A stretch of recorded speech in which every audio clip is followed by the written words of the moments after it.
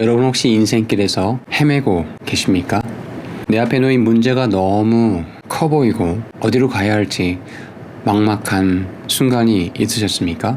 인생의 모든 문제는 예수님을 만나게 되면 반드시 해결이 됩니다. 오늘 마가복음 7장 31절에서 35절의 말씀을 가지고 예수님께 행하신 많은 기적들 중에 오직 마가복음에서만 발견할 수 있는 이 말씀을 함께 나누고자 합니다. 마가복음 7장 31절에 가보니까 그분께서 다시 두로와 시돈 지방에서 떠나 데가볼리 지방 한가운데를 통과하여 갈릴리 바다로 오시니, 자, 그 예수님께서 데가볼리 지역을 통과해서 갈릴리 바다 쪽으로 오셨다라고 말씀이 되어 있습니다. 예수님께서 두로와 시돈을 떠나 데가볼리 지방을 지나서 갈릴리 바다로 가셨다라는 이 구절은 예수님의 선교적 사역이 유대인뿐 아니라 이방인들에게도 확장이 되고 있음을 보여주고 있습니다. 자, 이제 이곳에서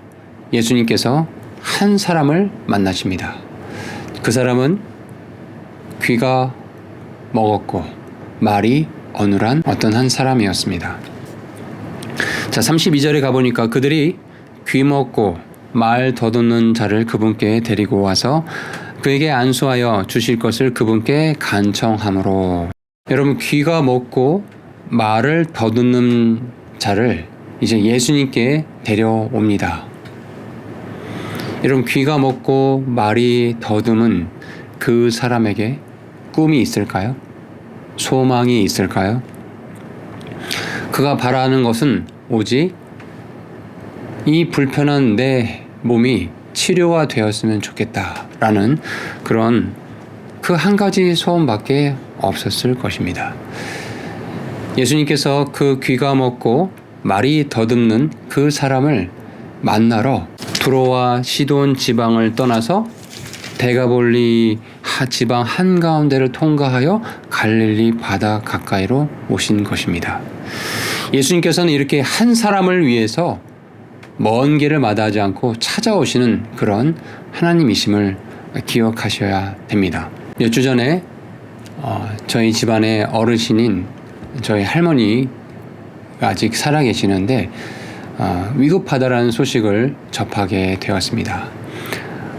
의사 말로는 하루밖에 시간이 남지 않은 것 같으니 급하게 내려와라 라는 그런 연락을 받고 부랴부랴 준비를 해서 저 할머니가 입원해 계시는 병원을 향해서 부지런히 갔습니다. 밤 늦은 시간에 도착을 했는데 중환자실에 자리가 없어서 응급실에 누워 계신 할머니를 배웠습니다. 응급실에 정말 오랜만에 가보니 응급실은 다 위급하고 긴급하고 아픈 사람들만 누워 있지 않습니까?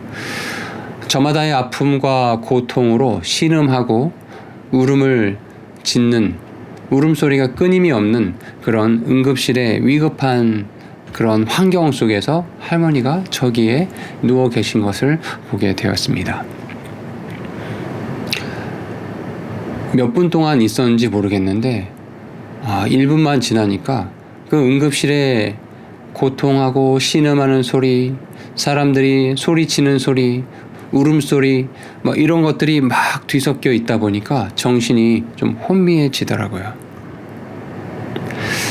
저희 할머니는 예수님을 평생 동안 믿고 이제 사셨던 그런 평범한 성도이십니다.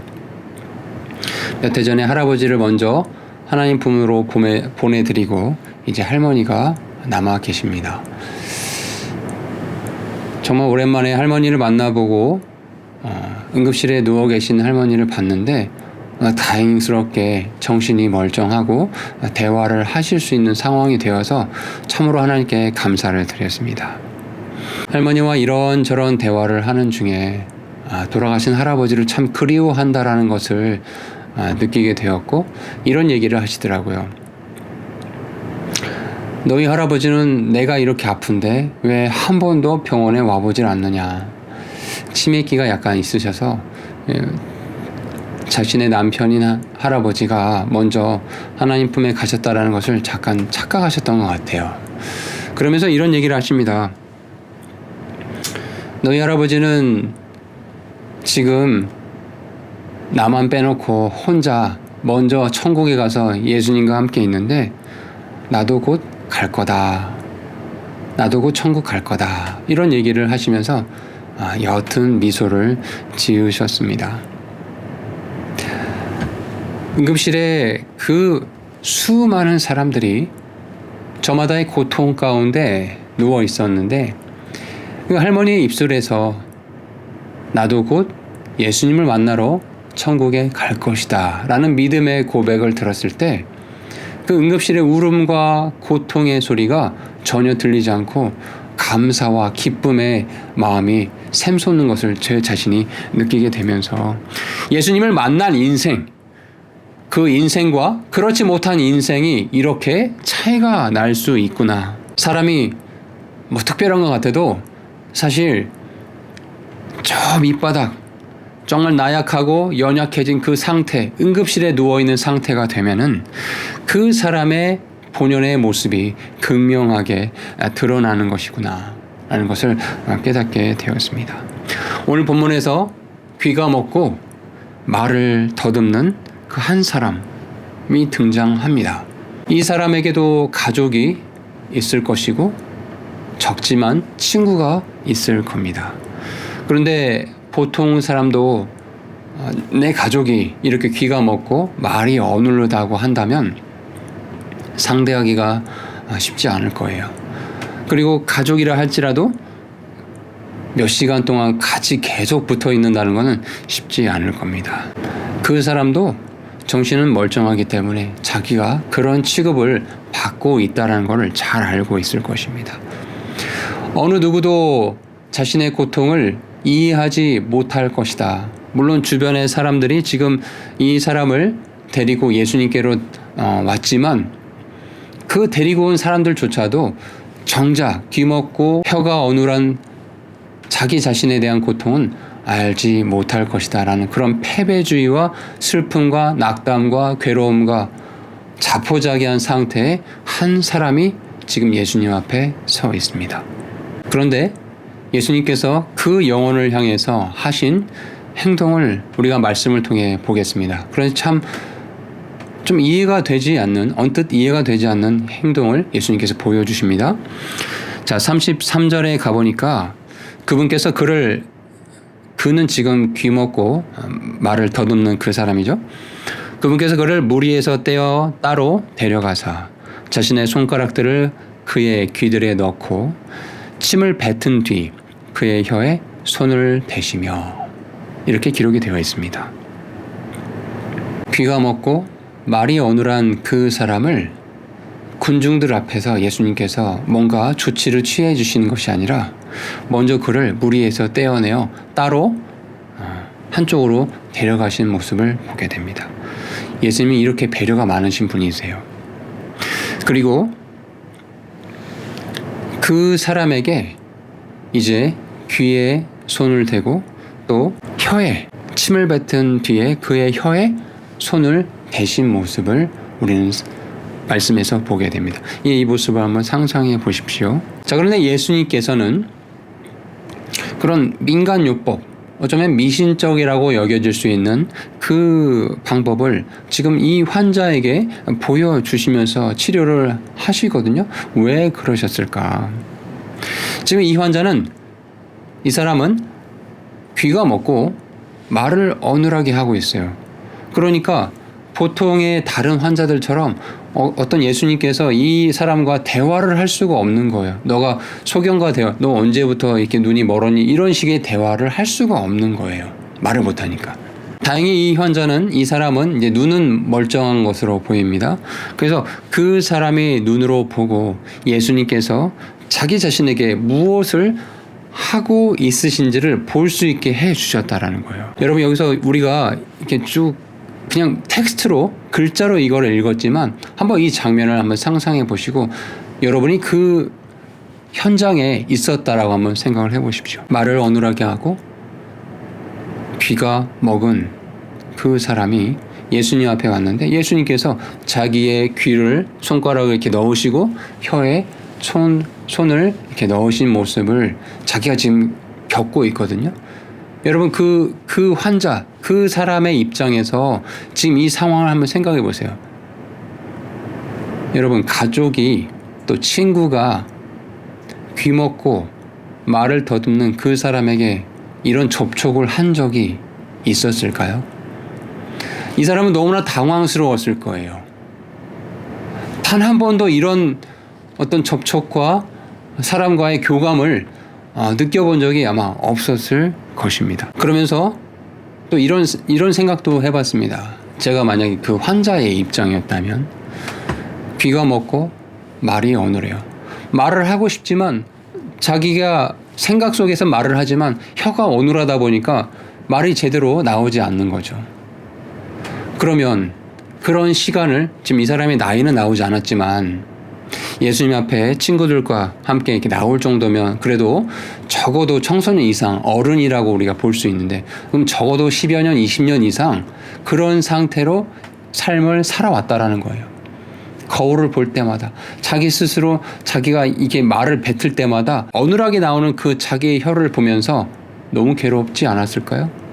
정말 자기 혀를 뽑아버리고 싶은 그런 답답한 심정이 들지 않았겠습니까? 자기 자신조차도 이 혀 때문에 인생이 망쳐지고 아무것도 할 수 없고 자포자기하고 나는 패배주의에 빠진 내 인생은 망했다라고 생각했던 그 사람, 자기 자신도 혀를 대고 싶지 않은 이것만 없으면 내가 어떻게든 해결되겠는데 라는 그런 답답한 심정으로 살아왔던 그 사람에게 예수님께서 지금 그 혀에 손을 대고 계신 겁니다. 기분이 굉장히 묘했을 거예요. 당황스러웠을 거예요. 아, 이게 뭐지? 나는 이 혀 때문에 내 인생이 망했다고 생각했고 내 인생이 아무것도 풀리지 않고 내 인생에 소망이 없다고 생각했는데 그 혀를 예수님께서 지금 잡아주고 계시네? 내 혀를 만져주고 계시네? 이 사람은 예수님의 이런 행동을 통해서 마음에 큰 감동과 예수님에 대한 큰 믿음과 신뢰가 생겼을 것입니다.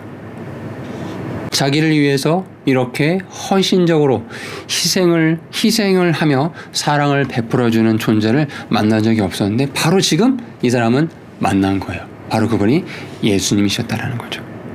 여러분에게 예수님은 어떤 존재이십니까? 최근에 여러분의 인생 가운데 이런 말 못할 어려움, 또 사람과의 관계 속에서 오는 큰 실망감, 또 나 자신에 대한 그런 괴로움, 불평 이런 것들로 인해서 낙심 가운데 있는 분이 계십니까? 내가 이것 때문에 내 인생이 망쳐졌고 이것만 어떻게 좀 해결되면은 좀 살 수 있을 것 같은데 답답하구나, 해결할 길이 없구나, 답이 없구나 라고 하면서 막막해하고 좌절해하는 분이 계셨습니까? 아무도 내 고통을 알아주지 않는 것 같아서 낙심하고 괴롭고 우울하고 그런 저 밑바닥의 마음 상태로 계신 분이 있으셨습니까? 여러분 실망하지 마십시오. 사람은 알아주지 못해도 우리 예수님은 찾아와 주시고 만져주시고 알아봐 주시는 분이시라는 걸 기억하시기 바랍니다. 오늘 본문에서 예수님께서 먼 지역을 돌아서 이곳까지 오세요. 대가볼리를 지나서 갈릴리 바다까지 오세요. 왜? 이 한 사람, 귀먹고 말이 어눌한 이 한 영혼을 만나주시기 위해서 오셨다라는 거예요. 마찬가지로 저와 여러분의 인생 가운데 예수님께서 직접 찾아와 주셔서 만나주시고 계시다라는 걸 기억하시면 좋겠습니다. 그 예수님의 손을 붙잡으시기 바랍니다. 예수님께서 이제 이 사람에게 이렇게 귀에 손가락을 넣고 입에 손을 댄 채로 하늘을 우러러 탄식하십니다. 이 예수님의 탄식은 그 사람의 고통을 정말 100% 공감한다라는 의미죠. 그리고 이 영혼을 정말로 불쌍히 여기고 인격적으로 지금 대하고 있다라는 것을 보여주고 있습니다. 그러면서 이제 예수님께서 이렇게 말씀하십니다. 에바다! 라고 말씀하십니다. 즉 열리라! 라는 의미로 아람어로 에바다! 라고 말씀하셨어요. 예수님께서 열리라! 에바다! 열리라! 라고 말씀하셨을 때 즉시 그 사람의 인생의 가장 큰 짐이었던 귀가 열리고 혀가 어눌했던 이 혀가 풀리는 그 문제가 해결되는 놀라운 역사가 일어난 것을 우리는 보게 됩니다. 여러분 말씀 마가복음 7장 34절을 보시기 바랍니다. 하늘을 우러러 보시며 탄식하시며 그에게 에바다 하고 말씀하셨는데 그것은 열리라는 말이라. 35절 즉시 그의 귀들이 열리고 그의 혀줄이 풀려 그가 분명하게 말을 하더라 라고 말씀이 되어 있습니다. 여러분 예수님을 만나면 반드시 인생의 문제가 해결이 됩니다. 우리가 지금 고통 가운데 있는 것은 예수님을 붙잡지 않아서 그런 거예요. 예수님을 정말로 인격적으로 만나지 않아서 아직 그 문제 가운데 있는 겁니다. 또 내 힘으로 나의 생각으로 나의 계획으로 이런 것들을 해결해 보려고 하다 보니까 계속 문제가 꼬이고 해결이 되지 않는 것입니다. 여러분 인생에 해결되지 않는 문제나 혹은 이렇게 묶여있는 장애물이 있으십니까? 그것이 아무리 깊은 상처이든 정말 수년 동안 나를 괴롭게 하고 내 자존감을 억누르게 했던 그런 그 어떤 문제라 하더라도 예수님께서 그에게 저와 여러분에게 1대1로 찾아와 주시고 에바다 열리라 라고 말씀하셨을 때 그 모든 것이 즉시 풀리고 해결이 될 줄 믿으시기 바랍니다. 예수님은 바로 그런 분이십니다. 저와 여러분의 문제를 해결해 주신 분이 바로 예수님이십니다. 예수님께서 우리의 고통을 깊이 이해하시고 우리를 자유롭게 하시는 분이시라는 걸 잊지 말아 주세요. 예수님이 어떤 분이신가를 우리가 너무 자주 잊어버리거든요. 그리고 너무 내 힘으로 살아가려고 하거든요. 절대 잊지 말아주세요. 우리 함께 하나님께 에바다 내 문제를 해결해 주시는 하나님을 찬양하면서 우리 삶에 참된 회복과 자유함을 누리는 또 한 주간이 되시길 소망합니다. 한 주간 동안 평안하게 잘 지내시고 다음 주에도 뵙겠습니다. 샬롬.